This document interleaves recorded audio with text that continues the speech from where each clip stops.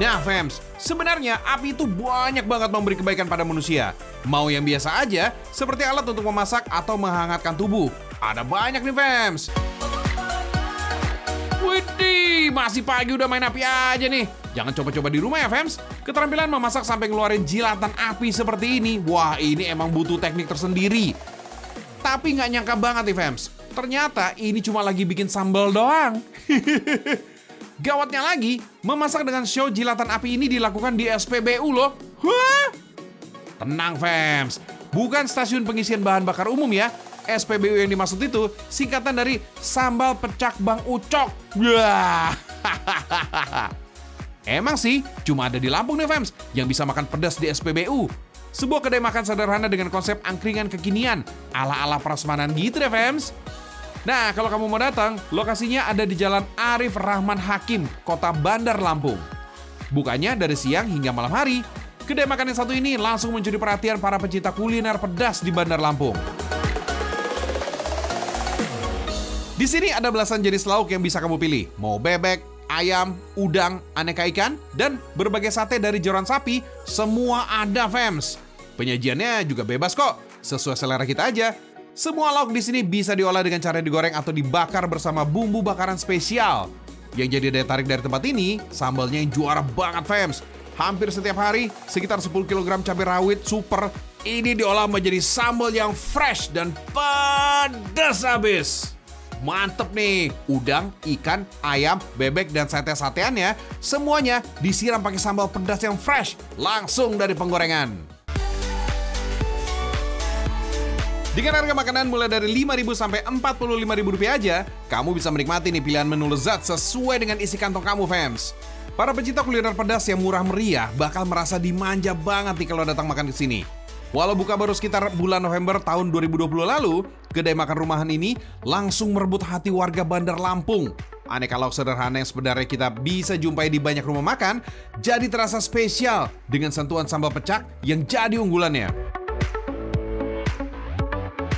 Hidangan di tempat ini nih, fams, jadi pilihan ragam referensi kuliner ngehits ketiga yang wajib kamu coba kalau lagi ke Bandar Lampung. Di Pulau Jawa, hidangan pecak ini cukup erat dengan sajian kuliner khas dari tanah Betawi. Menu pecak biasanya melekat pada sajian ikan mas atau ikan gurame dengan siraman bumbu berkuah sambal cabai rawit atau cabai hijau. Tapi asli deh, fams, sambal pecak di tempat ini emang juara banget. Pedasnya nikmat, gak menyiksa mulut saat menyantapnya. Oh ya, buat kamu yang gak terlalu suka pedas atau goreng-gorengan, di sini ada juga kok menu lainnya yang berkuah. Favoritnya sih ada garang asam ayam dan sop iga sapi. Mantap.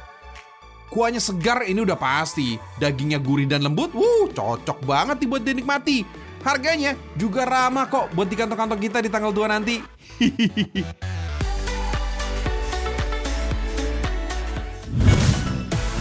Ini dia nih yang namanya teknik flambe, fams. Berasal dari bahasa Prancis yang artinya bersinar. Ya iyalah bersinar, wong apinya membara gitu, fams. Gas Pak Koki, bakar terus kepitingnya sampai gosong. Hehehe. Ini tuh namanya teknik flambe, fams. Berasal dari negara Prancis. Teknik flambe ini pertama kali dikenalkan pada abad ke-14, fams. Bernama Henry Carpentier. Si Henry ini dia nggak sengaja membakar panci crepes. Nggak disangka ya, karena insiden itu malah jadi trendsetter di jagat perkulineran, fams. Cakep. Salah satu resto yang menawarkan aksi flambe ini ada di Kota Bogor, Jawa Barat, fams. Aneka olahan seafood bisa kok dimasak dengan teknik flambe. Wait, meski flambe identik dengan alkohol untuk memantik apinya, tapi beda, fams, sama menu seafood yang ada di sini. Paduan antara 3/4 minyak goreng sama 1/4 air bisa banget nih, fams, nimbulin api besar, fams. Nah, usut punya usut nih, fams. Efek flambe saat memasak ini ternyata bisa mempengaruhi tekstur sebuah makanan loh. Bisa bikin dagingnya ini lebih lembut dan aroma lebih keluar, lebih sedap, fams. Yuhuu! Sesi fire show ini nggak cuma terjadi di atas wajan aja nih, fams. Di atas panggangan ini juga bisa ngasih efek kobaran api menyala. Biasanya kan cuma bara api nih yang bikin matang daging ikan. Tapi yang satu ini langsung apinya yang bikin matang. Yap, cukup lumuri dengan olesan bumbu jimbaran. Si api ini bisa langsung berkobar, fams. Sadis. Seafood yang tersedia nih fams, didatangkan langsung dari Muara Karang, Jakarta. Mulai dari kepiting, kerang, sampai ikan ada di sini fams. Yang paling unik sih fams, si kepiting Papua ini. Tahu nggak sih kalau kepiting Papua ini termasuk kepiting bakau unggulan Indonesia? Wih, mantep nih fams, ngeliat ukuran kepitingnya. Keistimewaan lainnya terletak pada dagingnya tebal, banyak, dan ada manis-manisnya gitu. Hehehe. Gak pakai lama, langsung sikat fams. Meski singkat dan padat waktu masaknya, tapi jangan khawatir. Masalah rasa dan tekstur dagingnya fams, semuanya empuk, nonjok di lidah. Endolita abis fams. Ya! BTW, fams, tahu nggak? Kalau hidangan seafood justru jadi hidangan kuliner wajib di Italia, khususnya saat malam Natal tiba. Tradisi makan seafood ini dinamakan Fish of the Seven Fishes. Dari judulnya aja udah ketahuan ya fams. Hidangannya ini berisi 7 jenis seafood yang menggantikan menu serba daging saat jamuan hari Natal fams. Hujan-hujan makan seafood pedas? Ulala, mantap! Fire! Oh, ini nih yang bikin pada ketakutan. Kebakaran? No fams! Makan ketakutan karena disembur api? Cek! Sensasi uniknya lebih hot nih daripada komentar netizen fams. Restoran ini menyajikan aneka masakan khas negara matahari terbit. Salah satunya Fire Ramen ini nih fams. Untuk mencicipi semangkok Fire Ramen ini gak perlu jauh-jauh terbang ke Jepang kok. Soalnya resto ini ada di Bandung. Terinspirasi dari kedai Fire Ramen di Kyoto, Jepang, yang sangat populer di sana. Namun rasanya ini tetap disesuaikan dengan lidah orang Indonesia. Pelanggannya nggak perlu khawatir, karena sebelum melihat penyajiannya, kursi terlebih dahulu dimundurkan. Jadi, ada jarak antar pelanggan dengan meja sekitar 1 meter. Meja ini pun terbuat dari stainless steel yang tahan panas. Petugas pun ini akan memasang apron putih untuk menutupi bagian depan. Setelah itu, mangkok ramen ini mulai dihidangkan satu persatu. Peraturan selanjutnya, sebaiknya rambut diikat dan nggak boleh meletakkan tangan di atas meja. Soalnya kita diharuskan meletakkan tangan di belakang fams. Nah, buat yang demen banget nih konten buat media sosial, tenang aja, kita bisa minta bantuan petugas untuk menyimpan ponsel kita di tongsis yang sudah digantung di atas. Jadi, kita tetap punya dokumentasi pribadi deh. Koki mulai memanaskan bahan khusus dalam panci. Lalu, dalam 3, 2, 1, pure! Koki langsung nuangin ke mangkok. Dan api pun menyambar tinggi dan menyala cukup besar. Wah, luar biasa saudara-saudara. Rasa tegang, penasaran sekaligus panas jadi satu fams. Ya 11-12 lah ya sama teknik flambe. FYI, bahan yang digunakan untuk membuat sambaran api semuanya halal fams. Ramen sendiri terdiri dari berbagai macam kuah. Ada kuah kari, yang paling hits sih shoyu dan miso, dan masih banyak lagi. Tapi, hanya kuah soyu aja nih yang bisa disajikan dengan sambaran api. Soalnya sangat mempengaruhi cita rasa ramen. Berasal dari Cina dan masuk ke Jepang pada abad 19 fams. Ramen ini jadi cikal bakal lahirnya mie instan. Padahal, dulu tentara Jepang ini membuat ramen pakai bahan sisa, yaitu tepung ransum. Siapa sangka, awalnya terbuat dari bahan sisa dan sampai saat ini tetap mencuri perhatian dunia.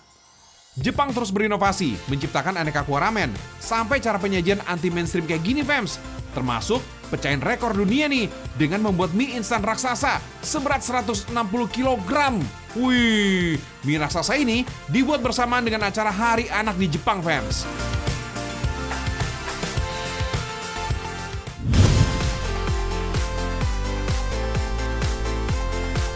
Fans, kali ini kita wisata nih. Masih yang berbau api pastinya. Wisata ini terletak di Kecamatan Ngasem, Kabupaten Bojonegoro. Lokasinya berjarak 15 km dari kota Bojonegoro. Tempat ini menjadi wisata geopark sekaligus geoheritage. Menurut penelitian nih, api ini muncul dari fenomena geologi alam, berupa keluarnya gas alam dari dalam tanah. Gas alam yang berlimpah berhembus secara terus-menerus. Kemudian, api yang menyala ini gak pernah padam. Fans, karena api tidak pernah padam, maka lokasi ini pernah dilaksanakan untuk upacara pengambilan api Pekan Olahraga Nasional ke-15 pada tahun 2000. Selain faktor potensi alam, api Kayangan Abadi ini juga menyimpan cerita sejarah fans. Katanya sih, api kayangan ini dulu digunakan pada masa kerajaan Majapahit untuk membuat alat pusaka seperti keris. Lokasi wisata ini juga ada sumur Bleputuk, fams. Sumur ini kelihatan seperti air mendidih gitu. Katanya sih, nama sumur ini berasal dari suara air. Blukutuk-blukutuk gitu, fams. Kalau mendekat ke sumber air ini, kamu harus banyak tahan napas, fams. Karena bau belerang ini sangat menyengat. Api kayangan ini juga sering dijadikan lokasi kegiatan adat, seperti acara ruatan massal, nyadran desa, selapanan Jumat Pahing, dan upacara pelantikan calon sinden.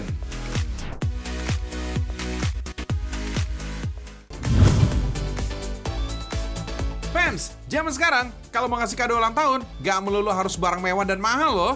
Nih, salah satunya nih, lagi kreasi anak muda yang berbakat nih, fans. Juga bisa dijadikan alternatif kado untuk teman, sahabat, ataupun keluarga. Teknik membuat lukisan yang dilakukan Kang Sidik ini cukup unik loh. Dia memanfaatkan bara api sebagai kuas lukisnya. Wow! Sudah sekitar puluhan karya seni lukis menggunakan bara api yang sudah diciptakannya. Temanya sih kebanyakan tentang alam, binatang, dan manusia. Tuh, lukisannya detail banget. Dilukis di atas papan kayu dari kayu pinus, damar, atau bayur. Nah, untuk membuatnya, pertama buat sketsa gambar terlebih dahulu sesuai keinginan. Kebanyakan kalau dari pemesan, mereka menginginkan lukisan potret diri atau sahabat terdekatnya. Setelah desain wajah sudah jadi, selanjutnya lukisan diarsir menggunakan bara api. Arsir mengikuti desain wajahnya ya. Untuk sebuah lukisan standar dibutuhkan waktu selama 3 hari aja nih, fams, untuk membuatnya. Tapi mesti hati-hati, karena penggunaan bara api ini beda dengan cat biasa. Salah sedikit aja nih, fams, susah deh memperbaikinya. Fams, minat dengan lukisan unik ini, fams? Harga lukisan bara api ini bervariasi, mulai dari Rp250.000 untuk lukisan kecil berukuran 20 x 25 cm, sampai ukuran besar 10 x 100 cm, yang seharga Rp500.000 hingga Rp2 juta. Lokasinya ini masih di Sukabumi kok, tepatnya di Gang Lipur, Kelurahan Gunung Parang, Kecamatan Cikole. Mau yang unik-unik? Juga ada, fams. Sunik apa sih? Api bisa dipakai untuk memotong rambut loh, fams. Wah, gokil gak tuh? Bosan dengan potongan rambut menggunakan mesin dan gunting, fams? Barbershop BJ di Jalan Harimau, Kelurahan Sukamenanti, Kecamatan Kedaton, Bandar Lampung, menyediakan pangkas rambut metode api. Budi Santoso, atau biasa dikenal dengan Budi Popeye, memiliki pangkas rambut api ini, fams. Awalnya konsumen ini banyak yang tercengang dan ketakutan, fams. Bahkan ada yang kabur pas api besar ini muncul di kepala mereka. Ya iyalah, api di kepala gitu loh, fams. Tapi sekarang rata-rata pelanggannya ini sudah tahu akan keunikan itu. Motor rambutnya ini juga pakai tahapan, fams. Pertama, rambut konsumen ini disemprot pakai cairan yang mudah terbakar. Kemudian menggunakan korek gas untuk menghidupkan api. Untuk mematikan api, tinggal disisir aja. Dan untuk merapikan rambut bagian samping, pakai kayu kecil yang ujungnya ini dipasang sumbu. Cakep. Untuk fans yang di rumah nih, ada yang mau nyoba nggak?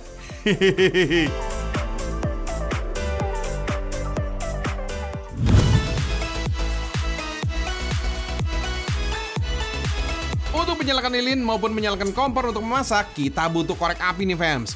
Ada 2 jenis korek api yang bisa kita gunakan. Ada korek api kayu, ada juga korek api gas. Meskipun udah jarang dijumpai, korek api kayu ini masih ada loh sampai sekarang. Selain murah, korek api kayu ini juga ramah lingkungan karena bahannya alami. Kayu yang biasa digunakan ini untuk membuat korek api adalah kayu pinus dan sengon laut. Kayu ini tergolong kayu produktif karena bisa dipanen tiap 10-15 tahun sekali. Awalnya, potong gelondongan kayu ke ukuran yang lebih kecil, kupas bagian luarnya, kemudian raut menjadi lembaran kayu dengan ketebalan 1-2 mm. Selanjutnya, susun lembaran kayu jadi 10-20 tumpuk. Lalu masukin deh ke mesin potong secara bersamaan. Tuh lihat, dalam hitungan detik kayunya ini berubah jadi batang korek api. Sekarang batang-batang kayu ini akan direndam di dalam cairan kimia.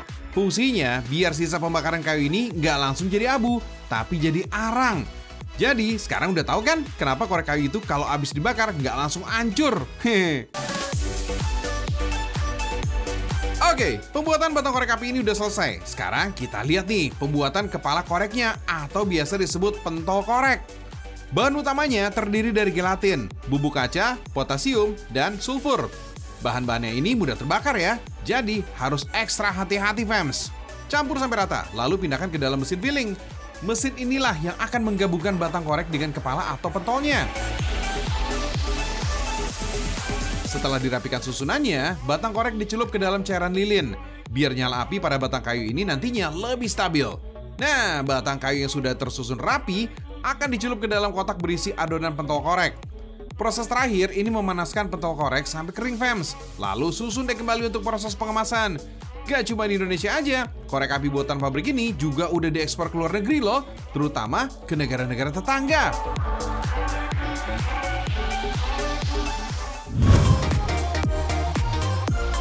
Ada nih yang satu ini nih, yang pembuatannya memanjakan mata fams, dengan api yang berkobar-kobar.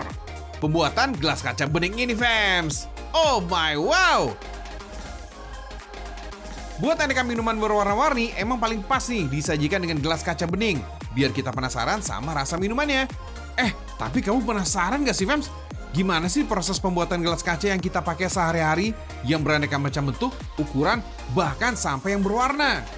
Tenang, bukan Rekam Indonesia namanya kalau nggak menyajikan info penting ini. Cus, kita intip salah satu pabrik kaca terbaik di Indonesia yang sudah berdiri sejak 20-an tahun lalu. Produknya ini juga udah diekspor ke berbagai negara di Asia dan Afrika fams. Jauh sebelum kaca dibuat manusia, kaca alami ini sudah digunakan oleh manusia kuno loh fams. Kaca alami ini tercipta dari hasil peristiwa alam yang melibatkan suhu tinggi seperti aktivitas vulkanik, sambaran petir, hingga meteorit.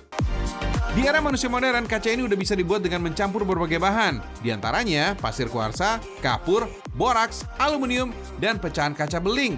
Dan masih banyak lainnya juga nih yang bisa mencapai 12 bahan fams. Semua bahan kecuali pecahan kaca dimasukkan ke dalam mesin pengaduk. Dalam sekali pengadukan, mesin ini mampu menampung sampai 600 kg bahan fams. Proses ini memakan waktu beberapa menit aja kok, sampai menjadi homogen alias menyatu. Proses selanjutnya ini adalah peleburan, di mana semua bahan campuran tadi dipanaskan bersamaan dengan pecahan kacanya. Proses pemanasan ini akan melelehkan semua bahan dengan suhu mencapai 1500 derajat Celcius. Proses peleburan ini membuat semua bahan mentah yang tadinya padat berubah menjadi cairan beling atau kaca. Hati-hati fams, ini super panas. Tuh, sampai merah menyala seperti lava vulkanik kan? Cairan kaca panas ini kemudian dialirkan ke dua tahap produksi yang berbeda. Ada yang dilanjutkan ke proses pencetakan dengan mesin, dan ada juga nih yang dicetak secara manual atau handmade. Pertama, kita akan lihat proses pencetakan kaca dengan mesin dulu nih fams. Pabrik ini menggunakan mesin buatan Italia, Jerman, dan Cina fams. Jadi, mesin ini sudah berstandar internasional dan dijamin kualitasnya. Cairan kaca panas tadi melalui proses pengguntingan terlebih dahulu. Takaran cairan ini juga sudah diatur secara otomatis dengan mesin dan disesuaikan dengan ukuran gelas yang akan dicetak. Tahap ini proses pembentukan gelas terjadi, cairan panas ini dicetak ke dalam molding dan dipanaskan melingkar mengelilingi mesin. Setelah dicetak, kemudian permukaan gelas ini dipotong agar lebih rapi dan tidak tajam. Nah, udah kelihatan kan bentuk gelasnya? Selanjutnya, tinggal proses pendinginannya aja. Proses pendinginan ini harus dilakukan secara perlahan fams. Soalnya penurunan suhu secara drastis akan membuat gelas kaca ini retak atau pecah. Kalau udah dingin, selanjutnya semua gelas ini disalurkan dalam conveyor belt untuk dikemas sekaligus mengkontrol kualitas. Siapa tahu ada gelas yang cacat atau rusak dan harus reject fams. Selanjutnya kita lihat di proses pembuatan kaca secara manual atau buatan tangan. Ambil cairan kaca yang masih panas, kemudian ratakan dengan cara diputar-putar seperti ini. Kemudian tiup kaca melalui besi berlubang. Tuh, cairan kaca ini sudah mulai terbentuk fams. Kelihatannya sih gampang ya, tapi meniup adonan kaca panas ini juga butuh keahlian. Makanya, belum tentu nih semua pegawai di sini bisa melakukannya fams. Tahu nggak kaca ini dibuat apa? Betul fams, ini akan dibuat akuarium bulat. Bagian atasnya dipotong lagi dengan menggunakan teknik fire cutting supaya rapi. Terakhir, baru deh dinginkan. Kaca di sini gak cuma dibuat bening polos saja nih fams. Bisa loh dibuat permukaan yang berwarna putih dengan menyemprotkan bubuk silika. Atau bisa juga dilakukan dengan penyemprotan dengan cat khusus fams. Bisa ke bagian dalam atau luar kaca. Barang kaca yang diproduksi di sini nggak cuma gelas melulu kok. Ada juga vas bunga, toples berukuran besar, akuarium, dan juga kap lampu gantung fams. Nah, gimana fams? Udah paham kan proses pembuatan semua produk kaca yang bisa kita gunakan sehari-hari? Semoga infonya bermanfaat ya.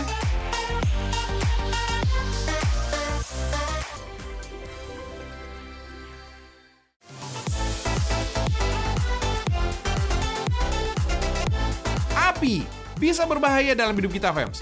Bisa menimbulkan duka karena kehilangan orang tercinta. Tapi dari api juga bisa membuat kita bahagia, memberikan rezeki untuk keluarga. Nah, fams, setengah jam nih Joy menemani kamu di pagi ini. Semoga Ragam Indonesia episode kali ini menjadi tontonan berarti ya, fams. Sampai jumpa besok di Ragam Indonesia. Indonesia mendunia. Oh my wow!